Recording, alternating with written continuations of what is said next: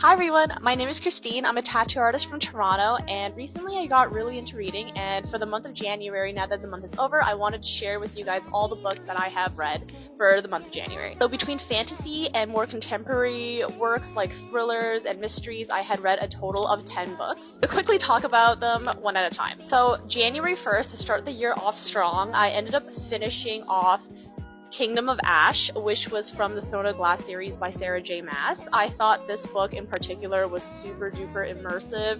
I love the world building aspect. I love the character developments. They were all so unique. After every chapter, I felt like I had to emotionally recover and take a break from it because it was just so overwhelming and you feel so deeply with all the characters.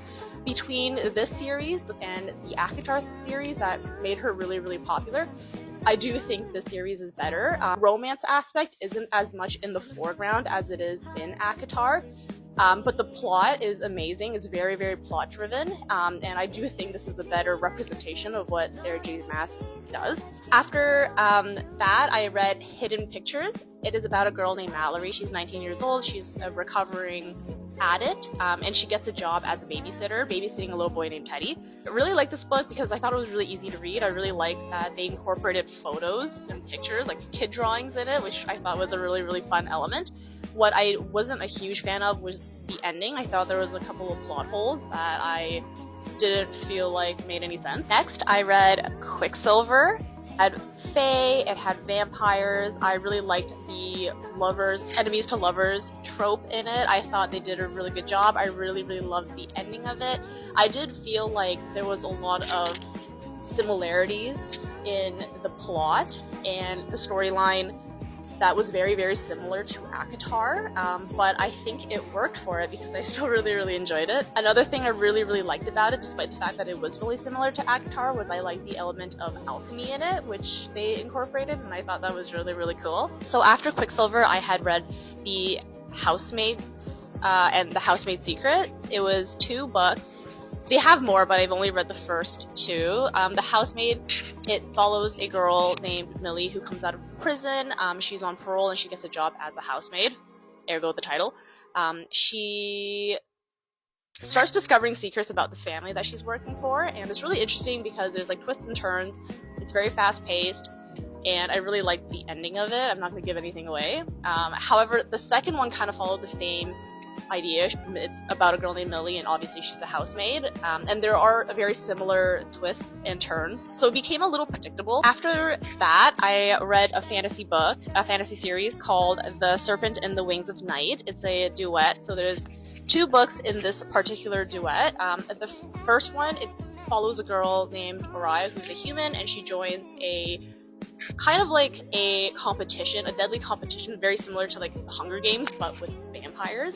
It's very plot heavy, and I really, really loved the main male character. It was a very slow burn, and I really liked the twist at the end. I liked it so much that after I read the first one, I immediately went out and bought the second one.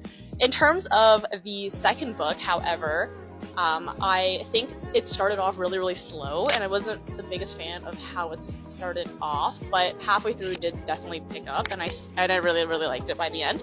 So after that, I read The Push.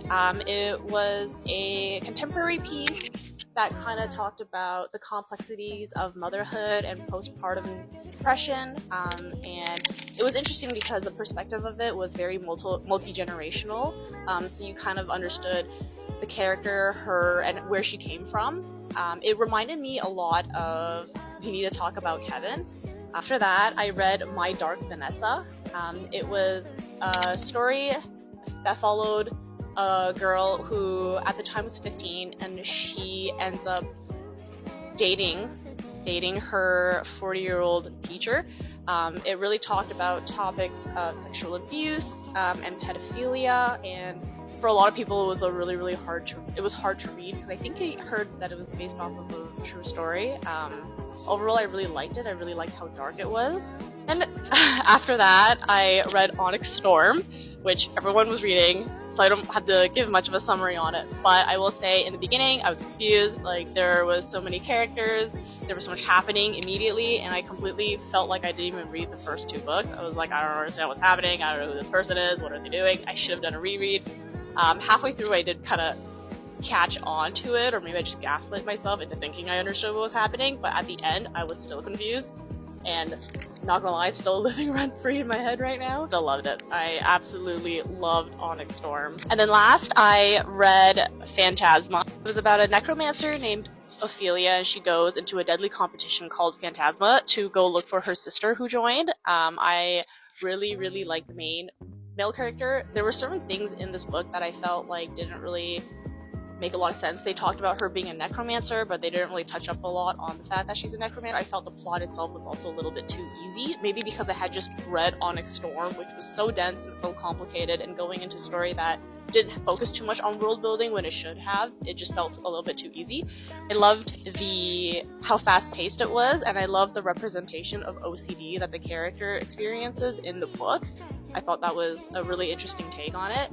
And I definitely will still be reading the new one that's going to come out. So that's all the books I read in January. If you guys have any other recommendations, I would love to hear you guys out. And on the books that I have read, like, what do you guys think of them? Did you guys enjoy them? Did you guys have another opinion on them? Like, I would love to hear everyone's suggestions and opinions. Alright, that's it. Thanks for listening.